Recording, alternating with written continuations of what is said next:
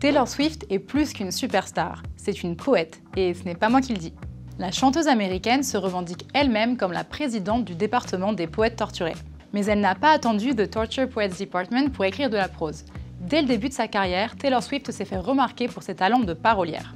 Et aujourd'hui, de nombreuses universités proposent même des cours qui analysent les paroles de ses chansons au même titre que de grands textes de littérature.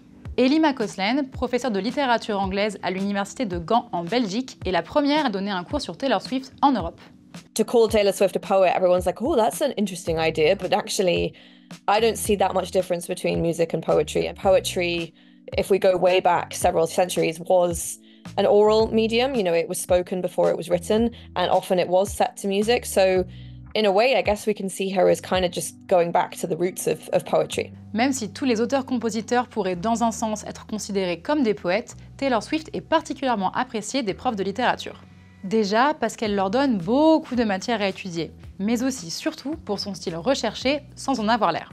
Ellie McCausland souligne par exemple son utilisation de vocabulaire complexe en anglais, mais aussi de techniques littéraires qu'on associe souvent à la poésie classique. She uses quite a lot of metaphors, quite a lot of similes, what we call figurative language. Some modern poetry, which is very wordy, can be very difficult to understand, or older poetry.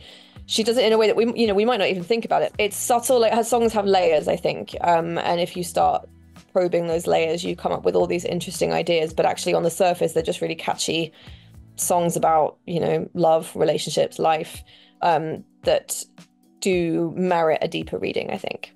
Ces albums Folklore et Evermore avaient été particulièrement appréciés des critiques grâce à leurs paroles très poétiques et complexes. Ça avait d'ailleurs inspiré le jeu Shakespeare ou Taylor Swift sur TikTok. Is it romantic how all my elegies eulogize me? Shakespeare? Taylor Swift. Whether be the frost or the violence of the dog days. That better be Shakespeare. Shakespeare. That's Taylor.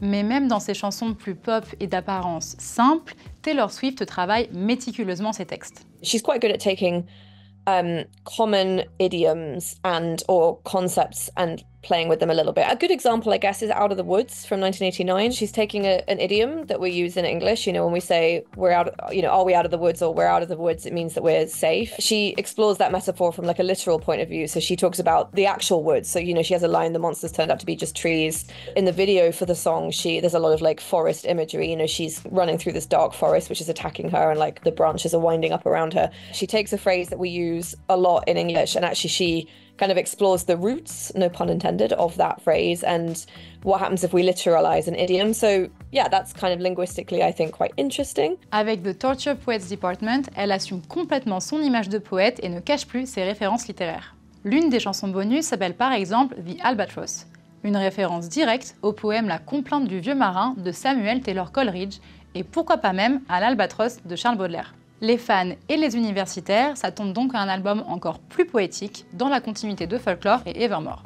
I also expect it will be quite meta in the way that her writing often is already. There will be a lot of writing about writing. Part of me wonders if she's seen all the interest in her academically over the past 2 years and is kind of trolling us in a way, because she's like, oh, I'll give these professors something to talk about because it's so obviously literary.